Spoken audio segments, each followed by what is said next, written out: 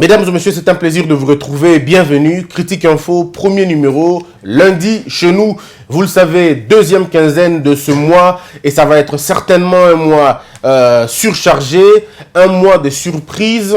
Pour ceux qui ne le savent pas, ce mois rappellera à jamais la gratuité de l'enseignement primaire à travers la République démocratique du Congo. Les écoles qui, hier, disaient non, ces écoles, aujourd'hui, ont compris qu'il fallait commencer finalement quelque part. Les conseils des ministres tenus la semaine passée, ce conseil a promis au président de la République de mettre en application cette gratuité de l'enseignement. Il faut dire, certaines écoles, certains préfets sont revenus à la raison. Ils disent, ils vont s'accommoder, ils vont aller petit à petit. Les députés de l'opposition, tout comme de la majorité, ont aussi accepté cette question de la gratuité de l'enseignement, mais ils demandent un peu plus de la rigueur, un peu plus de volonté politique pour que les choses avancent. Donc, on va dire finalement, les gens ont compris qu'on disait ça déjà bien avant, on leur disait, commençons quelque part, ça va aller.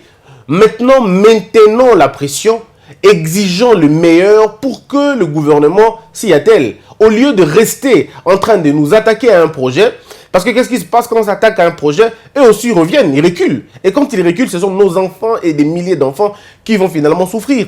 Nous nous sommes dit, vous avez demandé l'école gratuite, vous avez finalement donné l'école gratuite, on est d'accord. Alors nous voulons aussi des écoles bien viables. Et donc le deuxième projet, c'est vrai que la paye des enseignants est une question prise au sérieux par le gouvernement. Ils se sont dit, ils vont travailler là-dessus. Mais en même temps, nous demandons plus. Nous ne regardons pas que les parents parce que le débat est tourné autour des enseignants. Oh non, mais les enseignants, qu'est-ce qu'ils ont, comment vont-ils vivre? Mais là, il faut dire que les enseignants sont d'abord le premier bénéficiaire de cette gratuité parce qu'eux aussi ont des enfants à qui ils payent des frais. Maintenant qu'ils ne vont plus payer le frais. Donc leur coût de vie aussi va un peu changer. Et quand on y ajoutera maintenant leur paye, quand on mettra en marche maintenant leurs conditions de vie, parce que c'est une exigence, il faudrait que ces professeurs se retrouvent convenablement dans ce qu'ils font.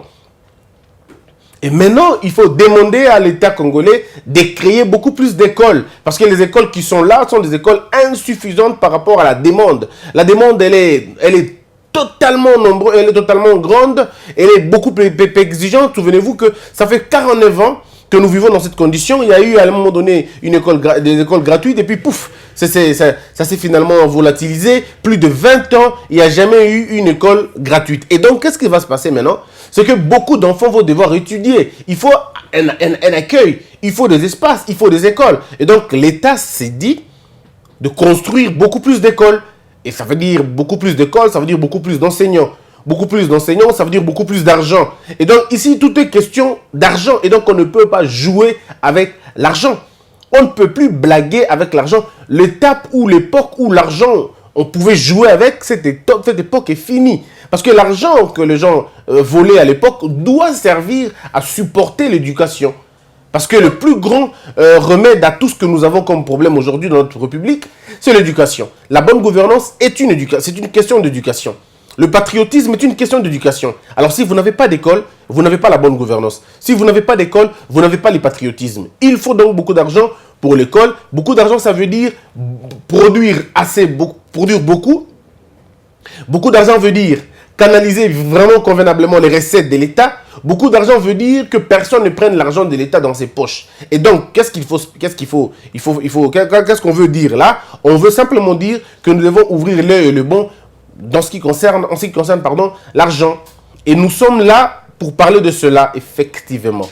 Mesdames et messieurs, le président de la République, la semaine passée toujours, a reçu dans son bureau l'inspecteur général qui se plaignait, qui avait peur pour sa sécurité, qu'on menaçait, qu'on disait qu'on allait l'abattre, qu'on allait le tuer parce qu'il a ouvert une boîte à Pandore. Le président l'a non seulement rencontré, il a écouté et puis il a encouragé. Et c'est pourquoi nous intitulons notre émission d'aujourd'hui, le titre, c'est que est-ce que Félix Tshisekedi est-il prêt à lâcher ses siens? Est-ce qu'il est prêt finalement à lâcher Baoyaye? Il est prêt, à lâcher les siens? C'est ce qu'on va voir dans cette émission. On va essayer de discuter là-dessus. C'était un très grand pas, mais il faudrait quand même en parler. Et là, je voudrais parler des journaux. L'Avenir qui titre « Tshisekedi veut un gouvernement des ruptures ». La prospérité parle de la RDC vers une enquête à l'assaut de fonctionnaires fictifs. Plus de 5000 comptes bloqués. On parle aussi de Félix Tshisekedi prêt à lâcher les siens. C'est une actualité du journal Le Vrai Modérateur. Mesdames, Mesdemoiselles et Messieurs, vous le savez. Je rappelle d'abord l'histoire. Vous vous rappelez qu'à l'époque de M. Kabila, il y a eu des détournements comme ça. À l'époque de M. Mobutu, il y a eu des détournements comme ça. À l'époque de Laurent Désiré Kabila, il y a eu des détournements aussi. Mais pendant toutes ces périodes, l'inspecteur, à l'époque de Mobutu, c'est vrai, vous savez, Mobutu a été, je veux dire, politiquement, Mobutu a changé pratiquement 4 ou 5 systèmes politiques. 4 ou 5 systèmes politiques, et dans tous les systèmes politiques, Mobutu vivait autrement, et il y avait une manœuvre différente. Donc, dire aujourd'hui que le gouvernement de Mobutu, l'administration de Mobutu était de cette façon, c'est vraiment pas orthodoxe, dans la mesure où les gouvernements de Mobutu s'étaient succédés, il y avait des systèmes politiques qui se mélangeaient, et donc, ils n'agissaient pas de la même manière dans tous les systèmes politiques. Contrairement avec M. Kabila et Kabila Laurent, ils avaient le même système du début jusqu'à la fin. Avec M. Kabila, c'était la même chose. Le même système du début jusqu'à la fin. Donc, c'était une même administration. Mais avec Mobutu, ce n'était pas le cas. Avec Mobutu, il changeait les constitutions, ce que Kabila n'a pas fait. Il changeait les constitutions et les constitutions. Il y en a qui parlent de 14 constitutions. D'autres parlent des 10 constitutions. Et mesdames et messieurs, sachez-le, quand une constitution a été modifiée, disons a été changée, pas modifiée, mais changée, le système change aussi en même temps. Le système change, la teneur change, les manœuvres changent, la manière d'administrer change aussi. Donc, voilà pourquoi je me dis, ça va être difficile, ça me prendra beaucoup de temps d'expliquer ce qui s'est passé vraiment à l'époque de Mobutu. Mais je prends les exemples qui sont beaucoup plus frappants et récents, c'est Kabila le père et Kabila Joseph. Vous allez vous rendre compte d'une seule chose, hein. À l'époque, il y avait des détournements aussi graves comme ce qui est maintenant, mais l'inspecteur général des finances et l'ANER ne pouvaient alors en aucun cas franchir le seuil de la porte de la présidence. Ils ne pouvaient pas. Depuis l'époque de M. Kabila, il n'y a eu aucune enquête. Alors, je peux me tromper, mais vraiment, je peux être sûr au moins à 90%, je rappelle, je peux être sûr à 90% que l'ANER ou l'IGF n'ont jamais enquêté sur la présidence. Alors, jamais. Pourquoi jamais? Parce que c'était un régime ou une administration comprise dans cette mesure-là. Mais maintenant, à l'époque de Félix Tshisekedi, on sent que les langues se délient maintenant. Et bon, les gens ne veulent pas le comprendre. Les gens pensent que ça peut paraître comme du désordre. Je suis d'accord, parfois je parle aussi de cette façon-là. Mais en même temps, si vous regardez d'un autre œil, vous vous rendez compte qu'il y a une sorte de liberté maintenant. Il y a une sorte d'ouverture. Attention, je n'excuse pas, je ne cherche pas à expliquer la disparition de l'argent, parce que le détournement, que ce soit dans la dictature, dans la démocratie, le détournement, c'est la même chose, produit le même effet. Que ce soit dans un royaume, dans une république, dans un empire, dans une anarchie, même oligarchie, aristocratie, peu importe le système politique dans lequel vous vous trouvez, un détournement, ça reste détournement. On ne peut pas expliquer ou justifier un détournement. C'est un mal, c'est un vice, c'est un poison, ça reste comme ça. Mais maintenant, il faut dire maintenant qu'à l'époque de M. Kabila, je ne veux pas dire l'arrogance pour être poli, mais cette vigilance de l'IGF, parce que l'IGF existait avant M. Félix Tshisekedi, l'IGF existait, et l'IGF n'a pas été placé à la présidence à l'époque de M. Kabila, non, pardon, de M. Félix Tshisekedi, non, l'IGF était placé à l'époque de M. Kabila. C'était M. Kabila qui avait placé l'IGF chez lui, à la présidence. L'ANER était rattaché déjà à la présidence depuis très longtemps. Maintenant, le problème est à quel niveau? Le problème est que ce sont les mêmes instances qui, hier, malgré les rapports Mamping, malgré les rapports de Panama Papers, malgré les rapports de Kivu, de Kolbal, de Kivu, des minéraux du Katanga, malgré tout ce rapport de Georges Kapiamba, de Katende, de M. Katende de Lazado, de l'IGDPA, de professeur Mbata, de beaucoup d'autres organismes internationaux, des ONG internationales, en dépit de tous les rapports, l'IGF et l'ANER réservaient une fin de non-recevoir à toutes ces procédures-là, à tous les rapports. À la présidence, tout était blanc. Mais curieusement, aujourd'hui, quelqu'un peut parler de la présidence et ne pas faire la prison. Quelqu'un peut s'attaquer farouchement à la présidence sans faire l'objet d'une quelconque infraction. Ce n'est pas de la faiblesse, mais c'est un respect des principes, en fait. Cela veut simplement dire que nous nous sommes battus pour que personne ne soit arrêté après avoir dénoncé un fait. Nous nous sommes battus pour que personne ne puisse faire la prison parce qu'il a dit non. Nous nous sommes battus pour que l'argent de la République ne se volatilise pas et que l'argent de la République ne serve pas qu'à une famille ou à un groupe d'individus. Et ayant vulgarisé ce message-là, l'IGF et l'ANER sont le premier bénéficiaire aujourd'hui de cette liberté. Qu'on le veuille ou pas, pardon, mais c'est comme ça en fait. L'IGF et l'ANER ont aujourd'hui goûté à la liberté. Et je crois même là où ils sont très contents du travail qu'ils font. Ils se disent, mais c'est comme ça qu'on travaille dans un pays. On est dans un pays où, aujourd'hui, un inspecteur peut se permettre d'enquêter sur la présidence. Vous savez, l'ANER peut se permettre aujourd'hui d'ouvrir une enquête pour regarder où sont passés les 15 millions de dollars. Cette affaire des 15 millions de dollars, on doit voir clair. Moi, je le dis ici. Je continue à le dire. Cette affaire de 15 millions de dollars, il y a eu détournement.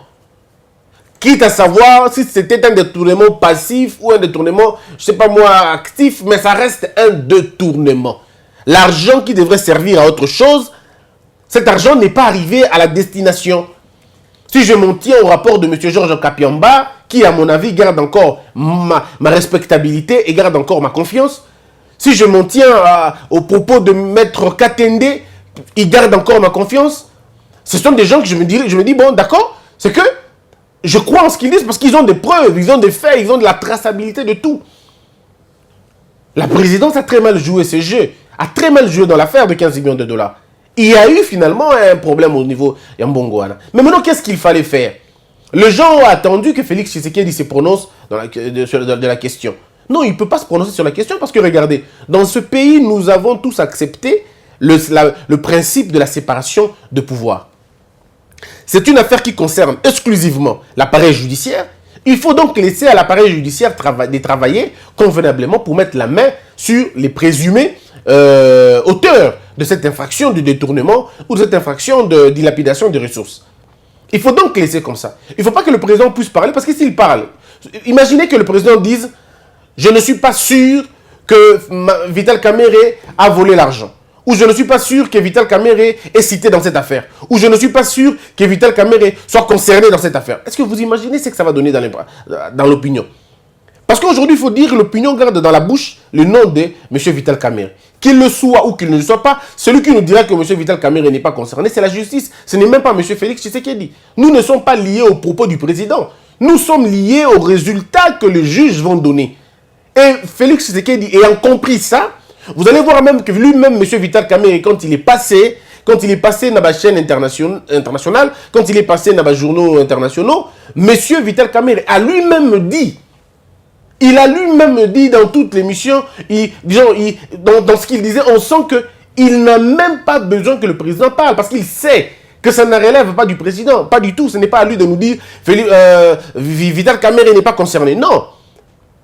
Et maintenant, ce n'est pas forcément une question que de Vital Kamerhe, non. Ici, la problématique, c'est que les 15 millions de dollars ont disparu. On n'a pas besoin que M. Vital nous dise c'est moi ou ce n'est pas moi. Nous, on n'a pas besoin. Nous avons notre œil sur les 15 millions. On ne peut pas se perdre en citant les noms des individus. Ce n'est pas notre problème. Notre problème, c'est où sont partis les 15 millions de dollars? À quoi ces 15 millions ont-ils servi? Voilà la question.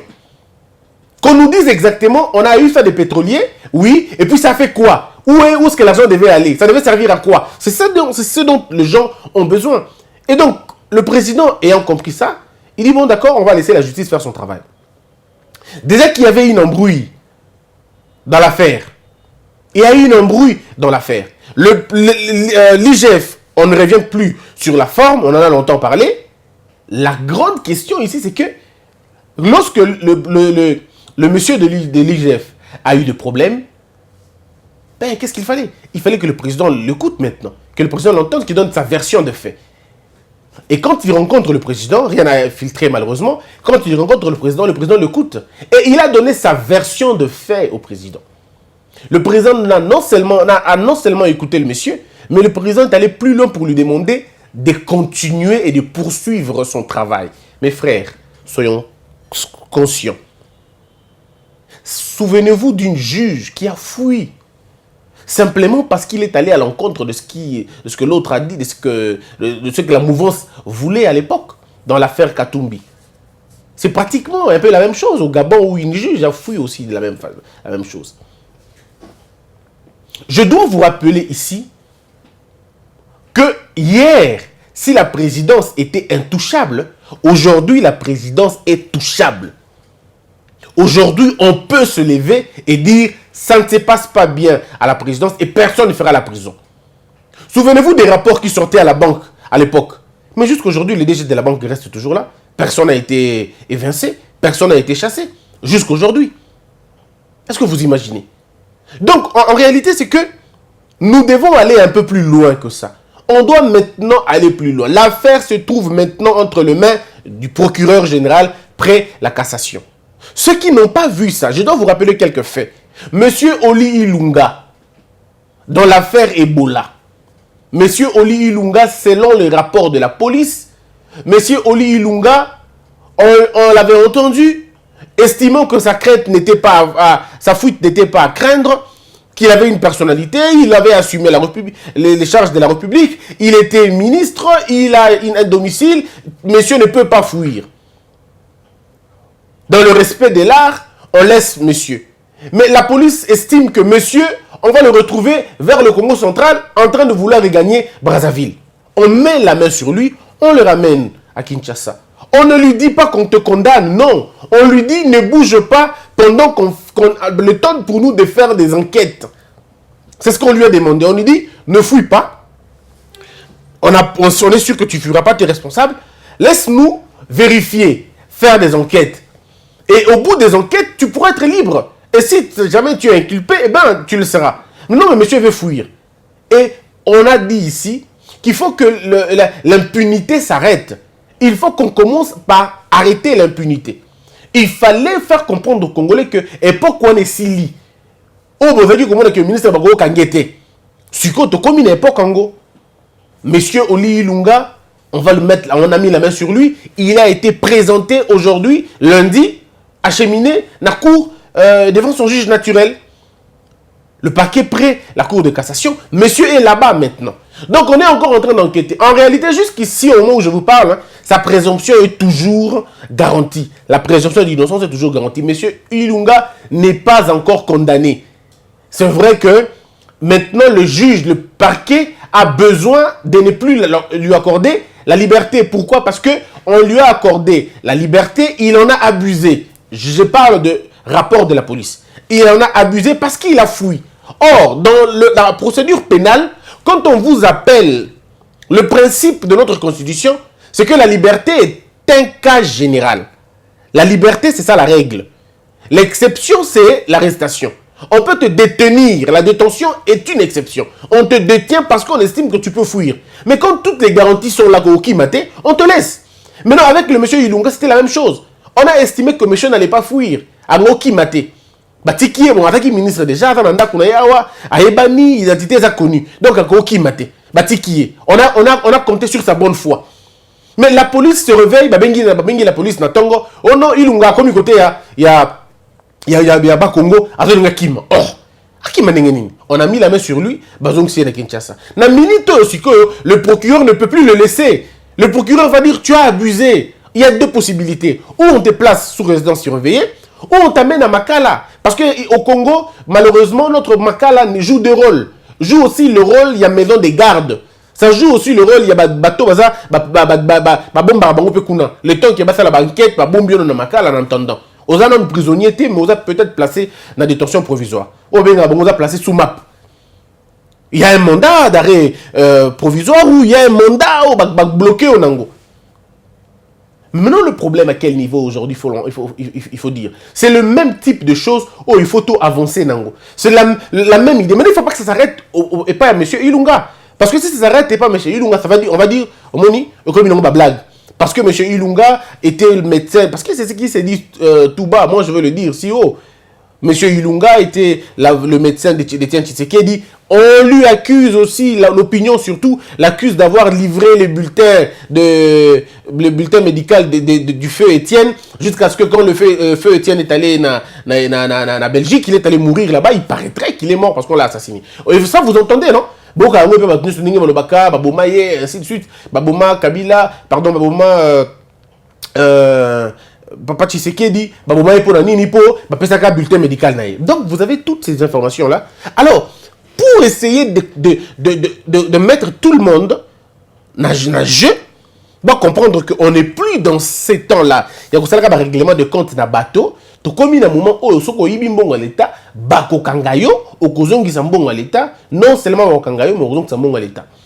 Et donc, c'est là où nous sommes d'affaires, il y a 15 millions de dollars. Et le président a demandé à l'IGF de poursuivre l'enquête. Donc, aujourd'hui, on ne va plus citer le nom de Vital Kamerhe. Je ne citerai plus le nom de de Félix Tshisekedi, pas du tout. Moi, maintenant, je me concentre sur le procureur près la Cour de cassation. C'est à lui que nous allons demander de ne prendre aucun argent, de ne subir aucune pression, parce qu'il a déjà la confiance du président de la République. Et il faut rappeler ici aux Congolais, c'est que le porte-parole du président de la République, le Kouloutou Kassongo Mouema, a si bien dit que jusqu'au moment où nous parlons, M. Vital Kamerhe a encore la confiance du président. Cependant, les enquêtes doivent continuer. Peu importe les rapports que Félix Tshisekedi entretient avec Vital Kamerhe, je dois rappeler aux Congolais une chose. Le pays, ce n'est pas un gâteau de M. Vital et de M. Félix. Le pays nous appartient tous. Et eux ne sont là que parce qu'ils doivent nous diriger. Et s'ils sont là, c'est parce que nous avons voté pour eux. Donc, ils ne doivent pas confisquer le pays, encore qu'ils n'en ont pas l'intention. Seulement ici, il faudrait tout personnaliser Makambo. Personnaliser Makambo. Il y a des informations que nous avons, comme quoi Vital Kamerhe serait le frère de Madame Nyakero et que Madame Jeannette Nyakero serait ce qui... Tout ça, on connaît, on raconte ça. Mais ça n'a rien à voir avec le dossier. Ça n'a rien à voir avec le dossier. Que Madame Nyakero ait vécu dans la maison de la maman de Vital Kamerhe, que M. Vital Kamerhe soit l'oncle, je ne sais pas, le frère de Mme Nyakero, le Congo n'est pas lié à ça. Si la culpabilité de l'un ou de l'autre est établie, en droit, en principe, les conséquences seront finalement tirées. C'est ce qu'il faut dire aux Congolais. Les gens ne doivent pas toujours voir ce côté-là. Parce que quand on parle de 15 millions, les gens disent « Ah, quand c'est que Félix a relivré comment on appelle, Vital Kamerhe a livré pour Nanini. Vital Kamerhe a Moutouna. Ici, on n'est pas dans une république qui a bateau. République qui a bateau, et c'est si là. Ici, il est question d'être vrai. Monsieur Vital Kamerhe, ceux qui batangi kombo na ye, ils a parce que Aza président, directeur de cabinet, il y a président. Et que l'affaire a eu lieu côté Kuna. Jusqu'aujourd'hui, monsieur Vital Kamerhe, aux yeux de la loi, est présumé innocent. Sa culpabilité n'a pas été prouvée, établie. Il a lui-même dit que c'était un complot. Alors, si on veut l'entendre, on l'entendra. Si le procureur général, près la Cour de cassation, veut entendre M. Vital Kamerhe, il entendra. On enverra une invitation, et puis on enverra une convocation, et puis s'il ne vient toujours pas, on enverra un mandat d'arrêt provisoire contre lui, et puis s'il ne convient toujours pas, on enverra un mandat, ce qu'on appelle un mandat de prise de corps, donc c'est-à-dire avec arrestation immédiate, on en verra. Mais nous ne sommes pas encore là. Monsieur Vital, c'est quelqu'un de civilisé, c'est un homme assez cultivé. Je crois que parce qu'il n'a rien à se reprocher, comme il le dit, il va se présenter si jamais on l'appelle. Il va se présenter. Parfois, on ne peut même pas arriver chez lui. On peut simplement regarder l'argent devait venir de qui. Parce que, vous savez, cette affaire est très simple. On n'a même pas besoin d'inventer quoi que ce soit. C'est question de savoir. L'argent est venu de l'affaire à pétrole. C'est venu de là. À qui on a remis l'argent?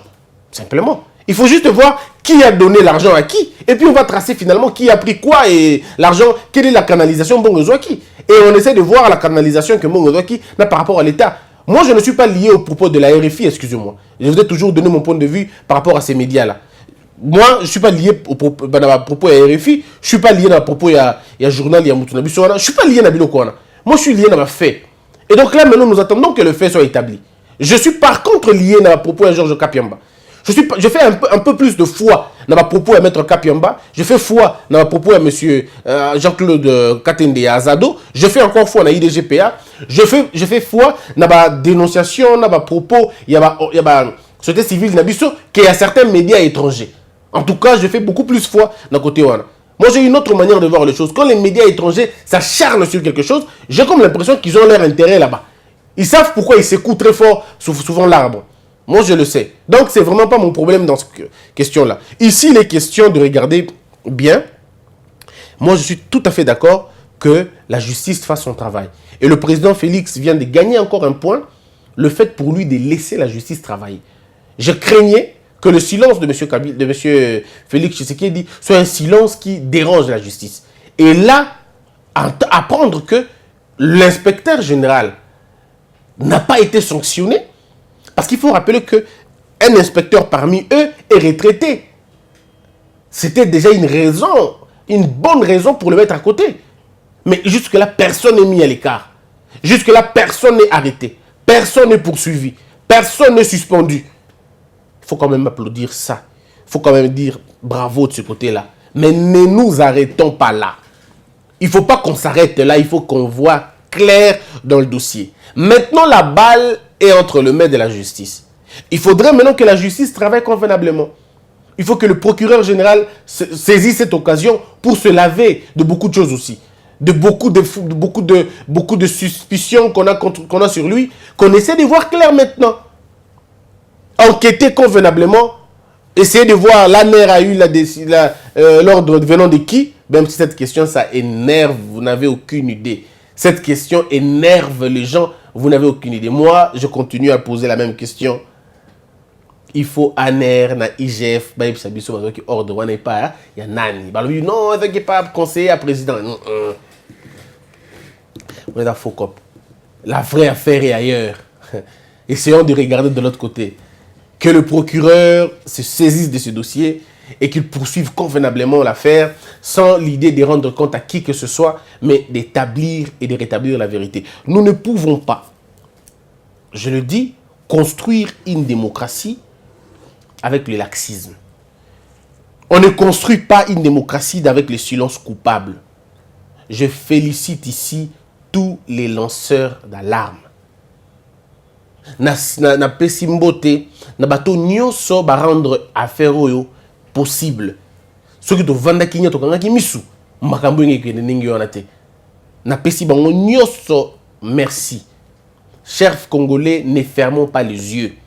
Tolo bate que oh non, au monu ya Félix Tshisekedi, eza mona na biso ya mboka, to vanda nye te. Makambo vanda nye te po mutu ya libanda so kazikindaku.